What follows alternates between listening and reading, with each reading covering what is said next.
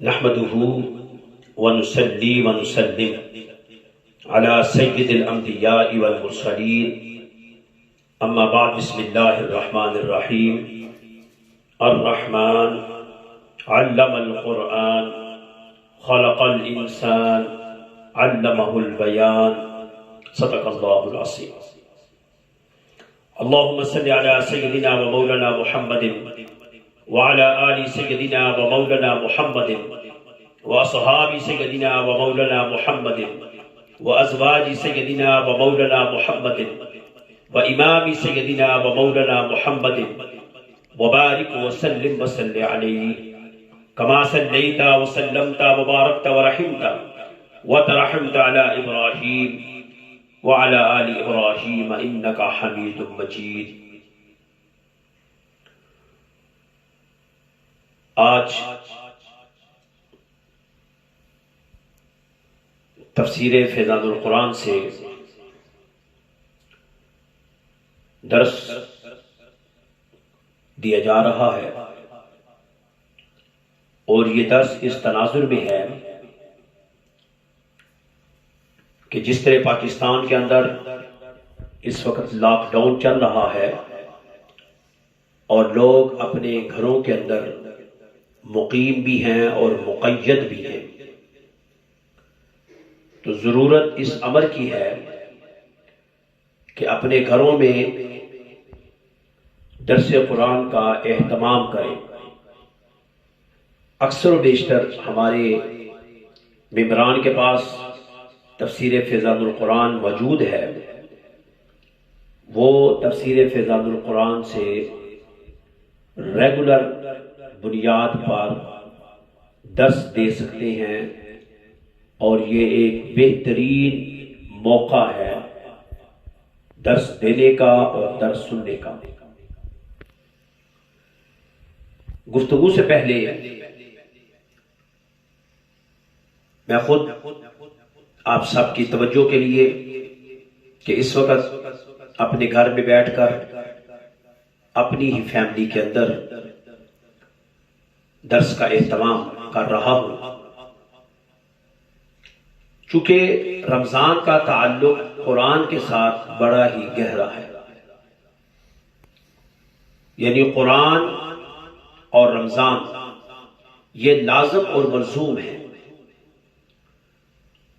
حضرت عثمان غنی رضی اللہ تعالی عنہ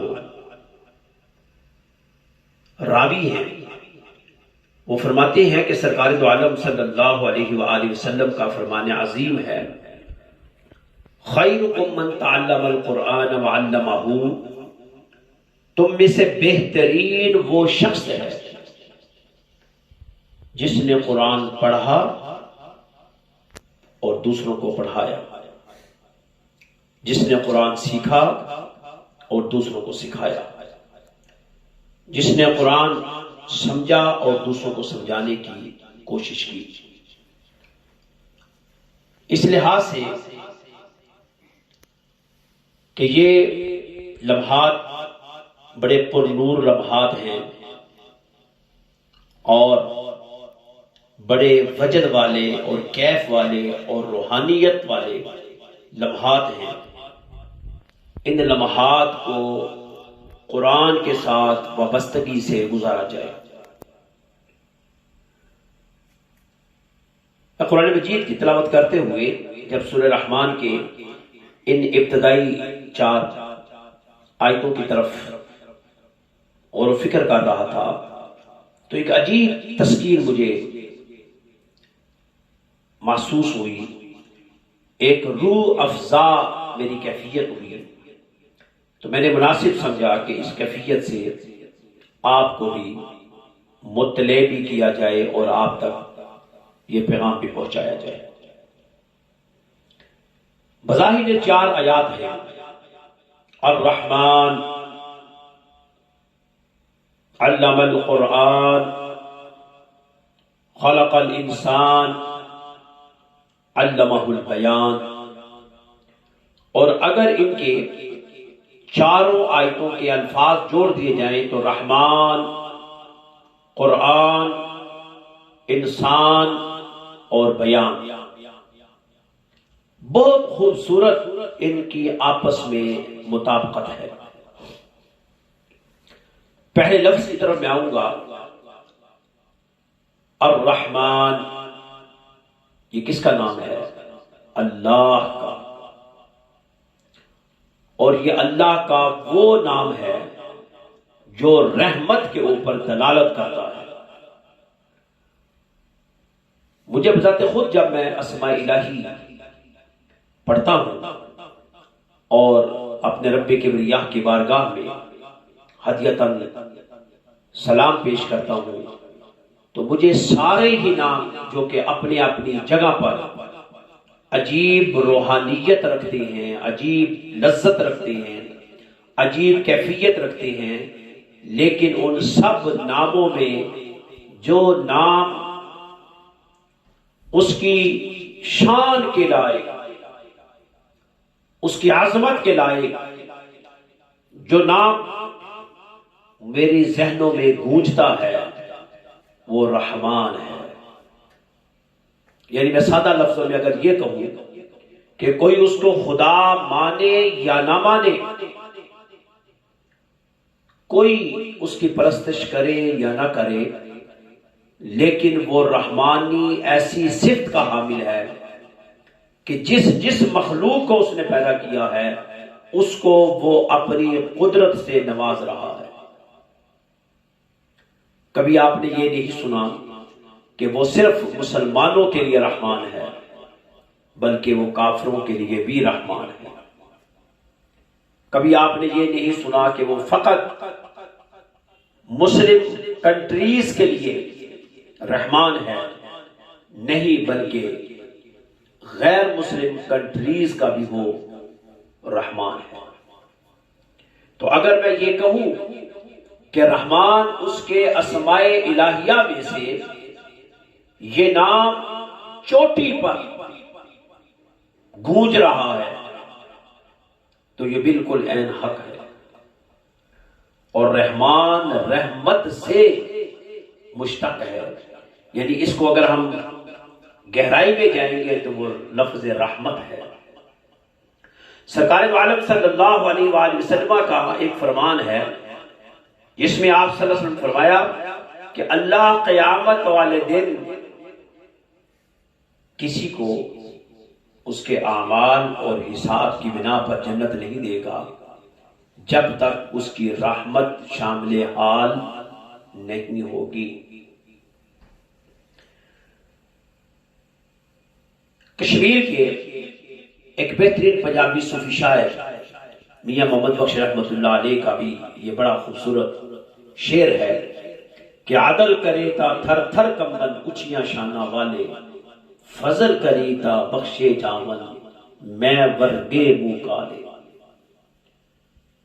تو رحمان اس کی رحمت اور اس کے فضل کو واضح کرتا ہے، اور آج بھی دنیا کے اندر اس کی رحمت ہی کا ظہور ہے، رحمانیت ہی کا ظہور ہے، جس کو ہم سورج کی شکل میں، چاند کی شکل میں، ہواؤں اور فضاؤں کی شکل میں، اور بے شمار جو نعمتیں اس نے انسان کو دی ہیں ان سب کی شکل میں، حتیٰ کہ فقط بارش کو بھی لے لیں تو کبھی آپ نے نہیں دیکھا ہوگا کہ بارش فقط اسلامی ملکوں میں آتی ہے یا مسلمانوں پر برستی ہے، بلکہ بارش غیر مسلم کنٹریز میں بھی ہوتی ہے اور غیر مسلموں پر بھی برستی ہے۔ یہ اس کی شان رحمت ہے۔ دوسرا، علم القرآن، قرآن سکھا دیا۔ قرآن اللہ کا کلام، قرآن جس سے خود خدا محبت کرتا ہے۔ سرکار دو عالم صلی اللہ علیہ وآلہ وسلم کا یہ بہت خوبصورت فرمان عظیم ہے کہ اللہ جل وعلا جب کوئی شخص قرآن کو خوبصورت لہن میں پڑھ رہا ہو، ترتیل کے ساتھ، تجوید کے ساتھ، تو خدائے وحدہ لا شریک اپنی شان کے مطابق خود کان لگا کر اس قرآن کو سن رہا ہوتا ہے۔ میں کئی مرتبہ پیغمبر مصطفیٰ صلی اللہ علیہ وآلہ وسلم کی اس حدیث کو جب سنتا ہوں تو بڑی ایک عجیب وجدانی کیفیت ہو جاتی ہے کہ رمضان کے دنوں میں سرکار دو عالم صلی اللہ علیہ وسلم کا یہ معمول ہوتا تھا کہ جبرائیل امین کو قرآن سناتے تھے اور جبرائیل امین سے سنتے تھے. یعنی میں اس کے اوپر حیران ہوتا تھا کہ پیغمبر مصطفیٰ صلی اللہ علیہ وسلم کی زبان بھی عربی اور قرآن بھی ان کے اوپر نازل ہو رہا ہے، لیکن وہ پھر بھی کسی دوسرے شخص سے سننے کو کیوں پسند فرماتے ہیں. اس وقت سمجھ آئی کہ یہ حدیث بہت ہی خوبصورت حدیث ہے کہ اللہ جل مجدہ اپنی شان کے لائق، حالانکہ وہ کانوں سے پاک ہے، لیکن اپنی شان کے لائق واقعی طور پر وہ قرآن کو سنتا ہے. اور قرآن واحد کتاب ہے جو کہ آسمانی صحیفوں میں سے واحد صحیفہ ہے جس کے نزول کے وقت اللہ جل مجدہ نے خود فرما دیا کہ ہم نے اس کو نازل کیا اور ہم ہی اس کے محافظ ہیں. پھر فرمایا کہ ہم نے قرآن لوگوں کے لیے آسان کر دیا ہے، چاہے وہ تلاوت کرے، چاہے اس میں غور و فکر کرے، چاہے اس پر عمل کرے، چاہے لوگوں کو دعوت دے، لیکن یہ مشکل کام نہیں ہے، یہ آسان کر دیا. فرمایا کوئی ہے جو اس کو سیکھے.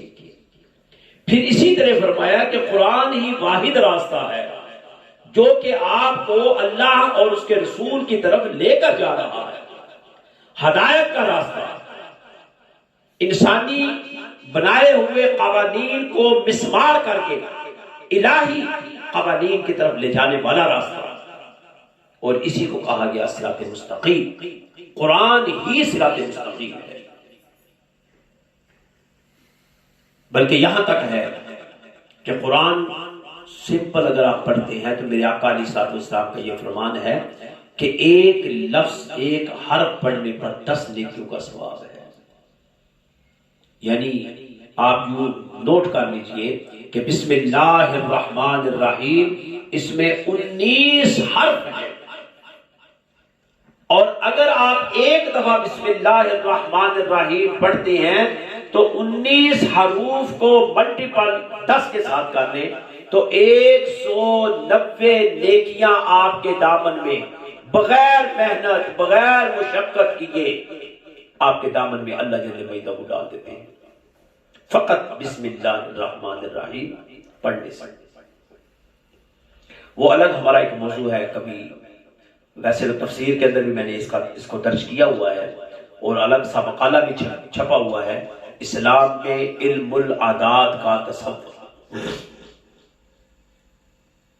مجھے تفسیر کرتے ہوئے جس چیز نے مجھے بہت زیادہ خوشی دی، مسرت دی، اور وہ ہے بسم اللہ الرحمن الرحیم کی جب میں نے تشریح کی، تفسیر بیان کی تو مجھے ایک عجیب روحانی لذت ملی. اس کے بعد خلق الانسان، انسان کو پیدا کیا. بھائی انسان کو تو اللہ نے پیدا کیا تو باقی مخلوق بھی تو ہے، اس کو کس نے پیدا کیا؟ صرف انسان ہی کا ذکر اسپیشلی طور پر کیوں کر دیا گیا، اور خاص کر کے اس جگہ پر جہاں پر رحمان نے اپنا ذکر کیا، قرآن کا ذکر کیا اور پھر انسان کا ذکر کیا؟ کیا نباتات کو اس نے خلق نہیں کیا؟ کیا پتھروں کو اس نے خلق نہیں کیا؟ کیا ملائکہ کو اس نے خلق نہیں کیا؟ کیا جنات کو اس نے خلق نہیں کیا؟ کیا حیوانات کو اس نے خلق نہیں کیا؟ خاص کر کے اسی طرف کیوں اشارہ کیا؟ خلق الانسان، انسان کو پیدا کیا. اس میں کوئی راز تو ہے کہ انسان حقیقت میں مظہر خداوندی ہے. وہ چلتا پھرتا زمین کے اوپر خدا کا ایک نمائندہ ہے، اور وہ خدا کی نمائندگی اس زمین کے اوپر کر رہا ہے کہ اس قسم کا انسان دنیا کے اندر کوئی بھی خلق نہیں کر سکتا. آج جتنی بھی انسانیت نے سائنس کے اعتبار سے، ٹیکنالوجی کے اعتبار سے ترقی کی ہے، وہ ساری کی ساری ترقی کہاں سے آئی ہے؟ کوئی کہہ سکتا ہے کہ انسان کی از خود اختراع ہے، ایجاد ہے؟ نہیں۔ اگر اس کو بیک پر چلے جائیں تو وہ لفظ آپ کو قرآن ہی سے ملیں گے جس میں فرمایا گیا وَعَلَّمَ آدَمَ الْأَسْمَاءَ كُلَّهَا، اللہ نے سارے ہی علوم آدم کو سکھا دیا۔ تو کیا اس سارے علوم میں اس 20ویں 21ویں صدی کے اندر جو انسان ٹیکنالوجی لے کر ابھر رہا ہے، تو کیا اس کل کے اندر اور اس آدم کے پاس یہ علم نہیں ہے؟ یہ سارے علوم ودیعت شدہ ہیں، لیکن اپنے اپنے موقع پر، اپنے اپنے محل پر ان کا ظہور ہو رہا ہے۔ اور ہمارے لیے خوشبختی یہ ہے کہ جب ان کا ظہور عروج کی طرف بڑھ رہا ہے تو وہ امت محمدیہ ہے صلی اللہ علیہ وسلم، اور ہمیں اللہ نے یہ شرف بخشا ہے کہ اس امت کے اندر ہمیں پیدا فرما دیا ہے۔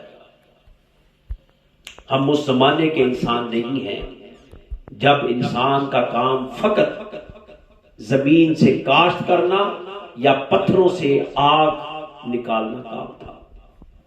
فقط انسان اپنی زندگی کو بقا دینے کے لیے کپڑے اور کھانے کا اہتمام کرتا تھا، اور رہنے کے لیے ہلکی سی جھونپڑی کا اہتمام کرتا تھا۔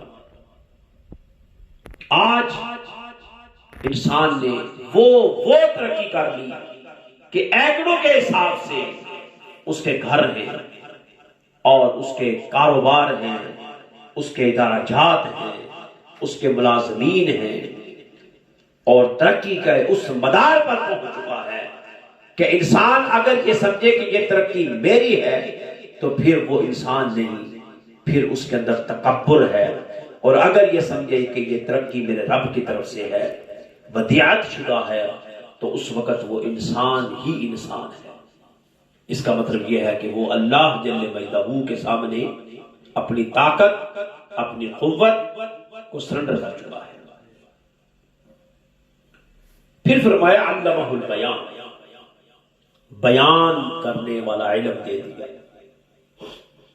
بیان کرنا انسان کا ایک پورا وجود ہے، اس پورے وجود کے اندر اس کی آنکھیں بھی ہیں، اس کے کان بھی ہیں، اس کے ہاتھ بھی ہیں، اس کا ناک بھی ہے، اس کا شعور اور فہم بھی ہے، اس کے جسم کے مختلف آرگن ہیں جو اپنے اپنے مقام پر ایک الگ علم رکھتے ہیں۔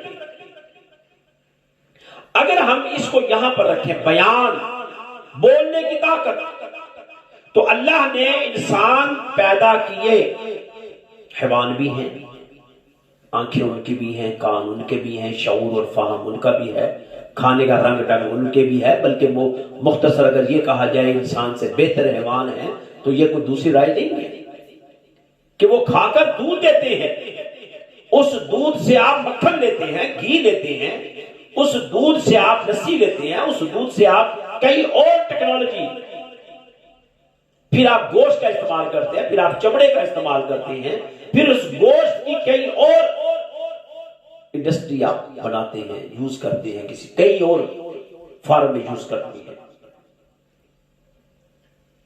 تو انسان اللہ کی تخلیق میں منفرد شخصیت ہے،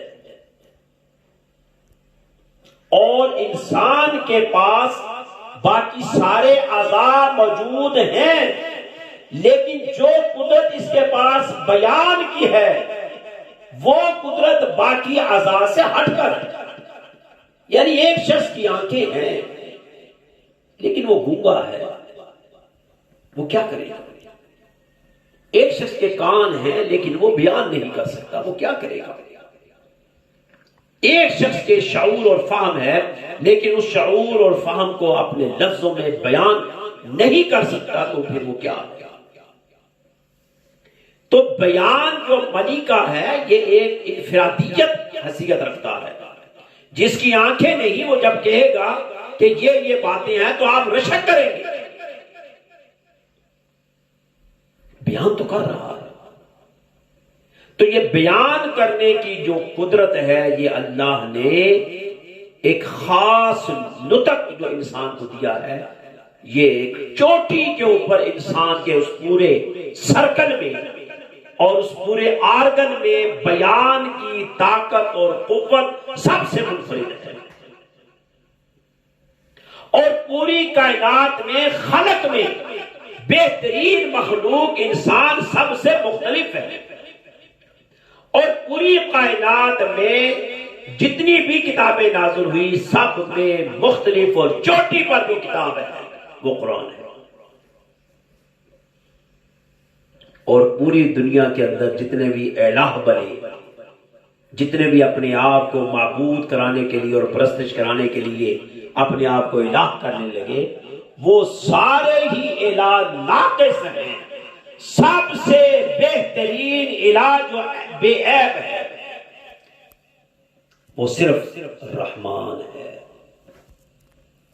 تو پھر ہم اس موضوع کو کس طرح نسبت دیں گے ان سارے جملوں میں کہ رحمان نے انسان کو بولنے کے لیے جو زبان دی ہے اس کا اصل فنکشن قرآن کی تدریس ہے، قرآن کی ترویج و اشاعت ہے، قرآن کی تلاوت اور تفہیم ہے، قرآن کو سمجھنا ہے، شعور حاصل کرنا ہے، قرآن کے اندر غوطہ زن ہونا ہے، قرآن میں غور و فکر کرنا ہے۔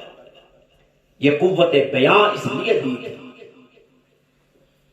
علامہ نے بھی فرمایا انداز بیان گرچہ کچھ شوق نہیں، شاید کہ اتر جائے تیرے دل میں میری بات، کہ یہ بیان کی جو طاقت ہے اگر کوئی قاری قرات کے ذریعے کسی کو متاثر کر سکتا ہے تو وہ کرے، اگر کوئی عالم ترجمہ اور تفسیر کے ذریعے کسی کو کھینچ سکتا ہے تو وہ کھینچے، اگر کوئی سادہ لفظوں میں تفسیرات کے ذریعے کسی کو دین پہنچا سکتا ہے تو اس پر لازم اور واجب ہے کہ وہ دین کی ترویج اور اشاعت کرے۔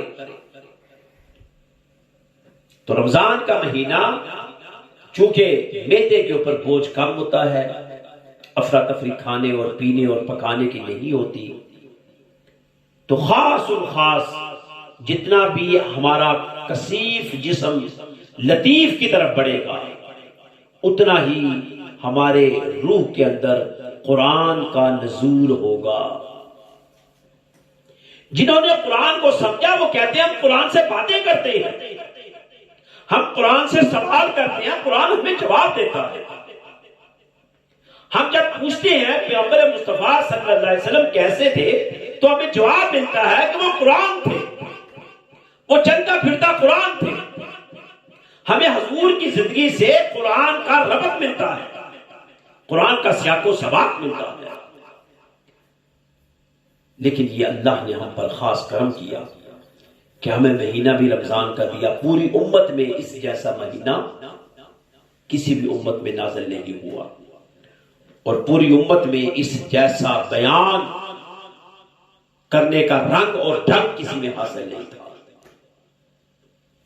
یہ امت مسلمہ جو امت محمدیہ ہے صلی اللہ علیہ وآلہ وسلم، ان کی ذمہ داریاں ہیں، یہ جواب دہ ہے خدا کے سامنے، یہ جواب دہ ہے رسول کریم صلی اللہ علیہ وآلہ وسلم کے سامنے کہ آیا تم نے اپنے مال کا کتنا حصہ قرآن کے لیے خرچ کیا، تم نے اپنی جوانی کتنی قرآن کے لیے خرچ کی، تم نے اپنا شعور اور فہم کس حد تک قرآن کے لیے خرچ کیا۔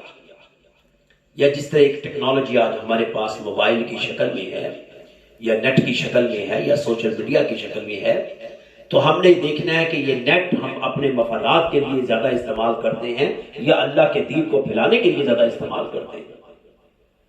اگر اس حاضر ٹیکنالوجی کا استعمال ہم دین کی خاطر کریں گے تو ہم خدا کے اس حکم کے بالکل کہ ہمیں اس نے اس جدید دور میں پیدا کیا ہے اور اس جدید دور کے تقاضوں کے مطابق ہم دین کا کام کر رہے ہیں۔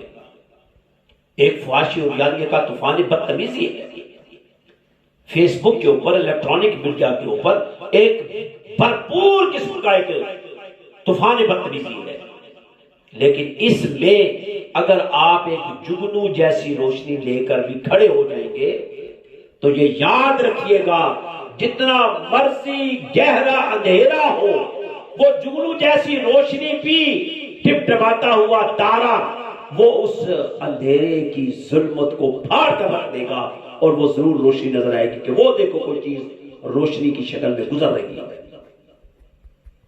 اگر آپ کے پاس بقائے نور جیسا چراغ نہیں ہے تو وہ جگنو جیسی روشنی لے کر چل پڑے۔ میں تسلیم کرتا ہوں کہ ہم انقلاب نہیں لا سکتے، ہمارے وہ سورس نہیں ہیں، لیکن ہم یہ تو کر سکتے ہیں کہ انقلاب کے لیے راستوں کو ہموار تو کر سکتے ہیں۔ زمین کے اندر فصل بیجنے کے لیے ایک بہترین کاشتکار جو ہے وہ زمین کو نرم تو کر سکتا ہے، تاکہ کوئی اور آ کر جب فصل بیجے گا تو کوئی فصل کاٹنے کے قابل تو ہوگی۔ لیکن زمین کو اگر آپ نرم ہی نہیں کریں گے تو فصل بیجنے والا کیسے فصل بیجے گا؟ اس لیے میرے بچوں اور میرے مخاطبین جو بھی اس کو سنے، رمضان المبارک کے قیمتی لمحات کو مت ضائع کیجیے گا۔ ان قیمتی لمحات کے ذریعے اور سورہ رحمان کی ان 4 خاص آیات جو بڑی مختصر سی ہیں، ان کو ربط دیجیے، ان کو مطابقت دیجیے، آپ بڑی روحانی تسکین حاصل کریں گے۔ میں آپ کو دعوت فکر دے رہا ہوں، آپ کے پاس اثاثہ ہے قرآن کی شکل میں۔ ادارہ فیضان القرآن نے جو آپ کو گزشتہ 18-19 سالوں سے آپ کو دے رہا ہے وہ تفسیر فیضان القرآن کی شکل میں ہے، وہ لیکچر ہے، موقع ہے پڑھنے کا، اس کو پڑھیں۔ حدیث کی کتاب ہے، موقع ہے سیکھنے کا، اس کو سیکھیں۔ اور خدا کا اس انداز سے شکر ادا کریں کہ اس نے ہمیں بولنے کی قدرت دی ہے۔ اس بولنے کی صلاحیت کو آپ فضول اور بے مقصد اور بے تکے بیان میں ظاہر نہ کر دیں۔ آپ نے ایک توپ بنائی ہے، بہت بڑی توپ ہے، اگر آپ اس سے مکھی کو مارنا شروع کر دیں گے تو لوگ اس کو پاگل پانی کہیں گے۔ توپ کا استعمال آپ خاص مقصد کے لیے کریں گے، خاص مقصد کو ٹارگٹ کرنے کے لیے اس کا استعمال کریں گے۔ یہ جسم کے اندر جو زبان ہے، بیان ہے، یہ ایک بہت بڑا تحفہ خداوندی ہے۔ اس کا استعمال لغویات میں مت کریں، اس کا استعمال خاص ٹارگٹ، اور وہ ٹارگٹ قرآن ہے۔ قرآن کو اچیو کریں، پھر قرآن کو پھیلا دیں۔ ہم یہ نہیں کہتے کہ آپ چل پڑے اور گلیوں اور سڑکوں پر شور ڈال دیں، نہیں، گھر سے آغاز کریں، اپنے قرب و جوار کے دوست اور احباب تک پیغام لاشعوری طور پر ڈیلیور کریں۔ مت شرم محسوس کریں۔ آپ دیگر بے حیا والی پوسٹیں جب شیئر کرتے ہیں تو تب تو شرم نہیں آتی، جب آپ لطیفوں والے کلپ شیئر کرتے ہیں تب تو شرم نہیں آتی، لیکن اگر آپ اس کی جگہ قرآن کی آیات کو شیئر کریں گے اور قرآن کے نطق کو بیان کریں گے اور قرآن کی تبدیل اور تدبیر اور تجوید اور حدر کو بیان کریں گے تو کمال ہے، آپ تو اجر عظیم حاصل کر رہے ہیں۔ کسی نہ کسی شکل میں آپ کا کنٹریبیوشن قرآن کی تبلیغ کے اندر موجود رہے گا۔ اور یاد رکھیں، جب ہم قرآن کی بات کرتے ہیں تو وہ فقط قرآن کی بات نہیں ہے، وہ قرآن کے ساتھ منسلک 2 ہستیاں، ایک خدا کی شکل میں اور ایک رسول کی شکل میں۔ حقیقت میں ہم ان کا ذکر کر رہے ہیں، لیکن طریقہ یہ ہے کہ چونکہ قرآن ہمارے سامنے مجسم کی شکل میں موجود ہے، قرآن حقیقت میں وحی الہی ہے اور قرآن زبان رسول ہے صلی اللہ علیہ وسلم۔ جب بھی آپ قرآن کی اشاعت کریں گے تو آپ کے ذہن میں یہ بات رہنی چاہیے کہ آپ توحید کی دعوت کو پروموٹ کر رہے ہیں، اور آپ کے ذہن میں یہ بھی رہنا چاہیے کہ آپ رسول کریم صلی اللہ علیہ وسلم کی دعوت کو پروموٹ کر رہے ہیں۔ حضور علیہ السلام کا یہ خوبصورت فرمان بلغوا عنی ولو آیا، اگر تمہارے پاس میری ایک آیت پہنچی ہے تو اس کی بھی تشہیر کر دو، اس کی بھی تبلیغ کر دو۔ لیکن اگر آپ کے پاس ایک 100 روپیہ ہے تو آپ خرچ کریں گے تو وہ 100 ختم ہو جائے گا۔ عجیب بات ہے کہ علم خرچ کرنے سے کم نہیں ہوتا بلکہ بڑھ جاتا ہے۔ مال وہ چیز ہے جس کی آپ کو حفاظت کرنا پڑتی ہے، علم وہ چیز ہے جو آپ کی حفاظت کرتا ہے۔ مال آپ کو گننا پڑتا ہے، علم آپ کے مقام اور مرتبے اور قدر اور منزلت کو بڑھاتا رہتا ہے۔ مال آپ کو شر کی طرف لے کر جاتا ہے، علم آپ کو خیر کی طرف لے کر جاتا ہے۔ مال کا اختتام، مال کا آغاز شر سے ہوتا ہے اور اختتام قتل اور غارت پر جا ختم ہوتا ہے۔ علم کا آغاز جب آغاز ہوتا ہے تو وہ متعلم سے آغاز ہوتا ہے، اور جب اس کی تکمیل ہو رہی ہوتی ہے تو وہ ایک استاد کی شکل اختیار کر جاتا ہے۔ اس لیے میرے بچوں، اس دعوت کو پکڑے۔ آپ جس شعبے سے منسلک ہیں، آپ میڈیکل کے شعبے کے ساتھ ہیں، آپ ڈاکٹر ہیں، آپ نرس ہیں، آپ فارماسسٹ ہیں، آپ ہاؤس وائف ہیں، آپ ہاؤس کے اندر، ہر ایک اپنا کریکٹر ہے۔ اس کریکٹر کے اندر آپ نے دیکھنا ہے کہ کس طرح پرفارم کیا آپ نے، اور اس پرفارمنس میں آپ نے کیا ڈیلیور کیا۔ اگر آپ دیانتداری سے ڈیلیور کرتے ہیں تو یہ بھی تو دین ہے، اگر آپ اپنی نیت کو صاف رکھتے ہیں تو یہ بھی تو دین ہے، اگر آپ خندہ پیشانی سے ویلکم کسی کو کرتے ہیں تو یہ بھی تو دین ہے۔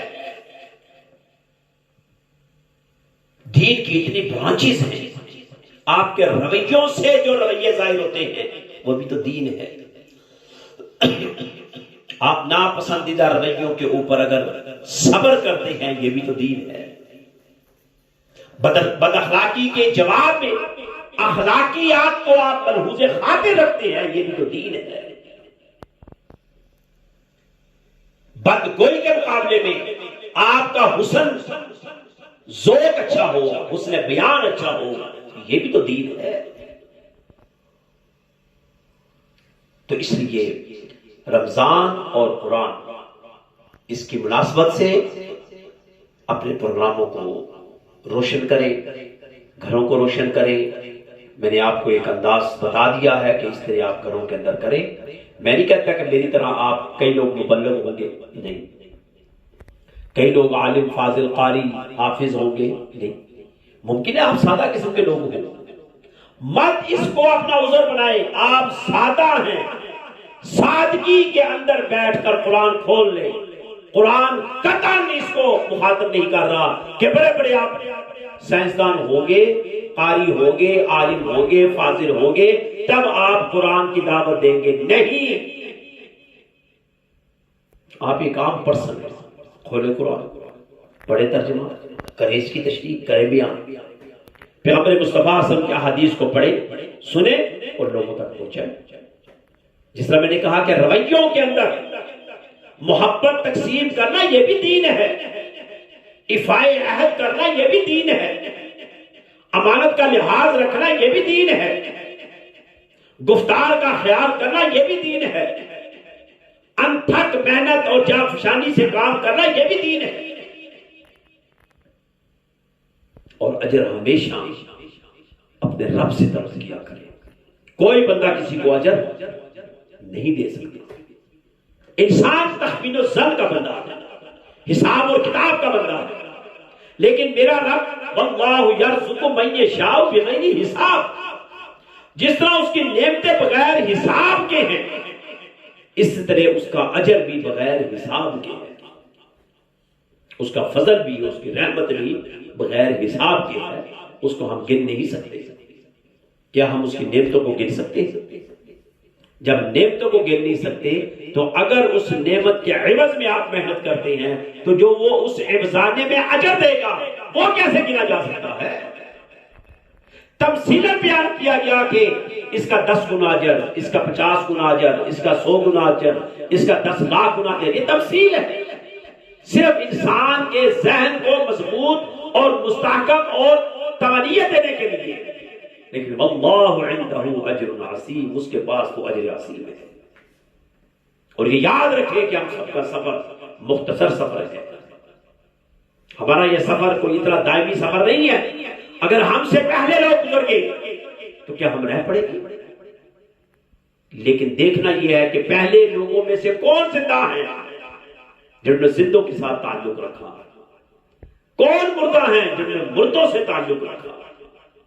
اس لیے زندوں سے تعلق رکھو، اور زندوں میں سب سے بہترین زندہ ہمارا رب ہے، یا حی یا قیوم، وہی زندہ ہے، وہی ہمیشہ رہنے والا ہے۔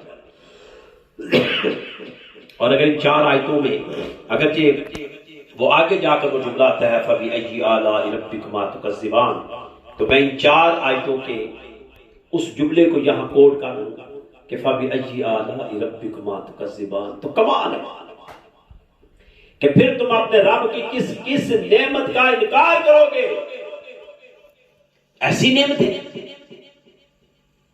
اب کئی دفعہ میں نے آپ کو اس کا ذکر کیا ہے کہ اللہ تعالیٰ کی کسی ایک نعمت کو اگر آپ مارکیٹ میں لے جائیں تو وہ نعمت اس اپنی اصل حیثیت میں اس کی قیمت لگا ہی نہیں سکتے۔